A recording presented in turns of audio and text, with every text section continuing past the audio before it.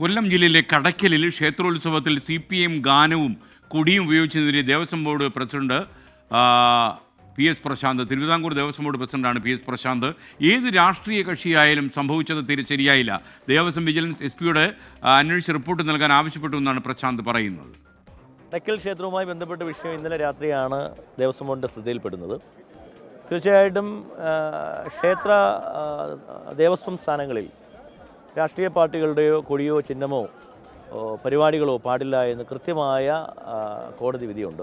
ഇത് ഉപദേശസമിതിയുടെ ഭാഗത്തുണ്ടായ ഒരു പിഴവെന്നാണ് നമ്മൾ മനസ്സിലാക്കുന്നത്. കാരണം ഉത്സവങ്ങൾ സംഘടിപ്പിക്കുന്ന ഉപദേശസമിതിയാണ്. ആ ഉപദേശസമിതിയോട് നമ്മൾ നോട്ടീസ് കൊടുത്ത് വിശദീകരണം ചോദിച്ചിട്ടുണ്ട്. അന്വേഷണവും നടത്തുന്നുണ്ട്. ഇതിൽ കുറ്റക്കാരെന്ന് വന്നാൽ കൃത്യമായ നടപടി ഉണ്ടാവും. AV ജയശങ്കർ പത്തനംതിട്ടയിൽ നിന്നും ടെലിഫോണിൽ ചേരുന്നു. ജയശങ്കർ, എന്ത് ടൈപ്പ് പാട്ടാണ് പ്ലേ ചെയ്തത്? പറയൂ.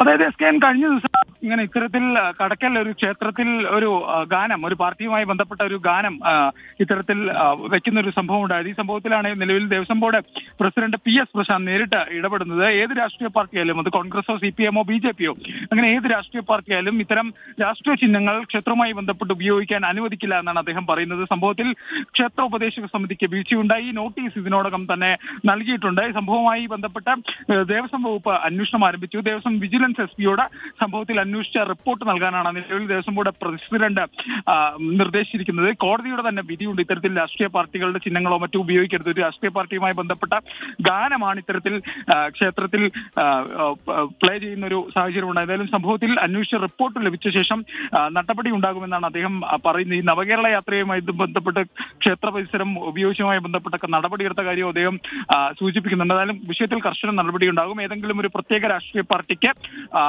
അവരുടെ ചിഹ്നങ്ങൾ മറ്റു കാര്യങ്ങളും ക്ഷേത്രവുമായി ബന്ധപ്പെട്ട് ഉപയോഗിക്കാൻ അനുവദിക്കില്ല. രാഷ്ട്രീയ പാർട്ടിയിൽപ്പെട്ട ആളുകൾക്ക് ക്ഷേത്രവുമായി ബന്ധപ്പെട്ട് പ്രവർത്തിക്കാം, ക്ഷേത്ര ഉപദേശക സമിതിയിൽ ഉൾപ്പെടെ പ്രവർത്തിക്കാം. പക്ഷേ ഇത്തരത്തിൽ ചിഹ്നങ്ങളും മറ്റു കാര്യങ്ങളും ഉപയോഗിച്ചുകൊണ്ടുള്ള പ്രവർത്തനങ്ങൾ അനുവദിക്കില്ല. കർശന നടപടി ഉണ്ടാവും. അന്വേഷണ റിപ്പോർട്ട് അടിസ്ഥാനത്തിൽ കൂടുതൽ നടപടിയിലേക്ക് കാര്യങ്ങൾ നീങ്ങുമെന്നാണ് പ്രശാന്ത് എന്തായാലും വ്യക്തമാക്കുന്നത്. SKN. Okay, thank you Jaishankar.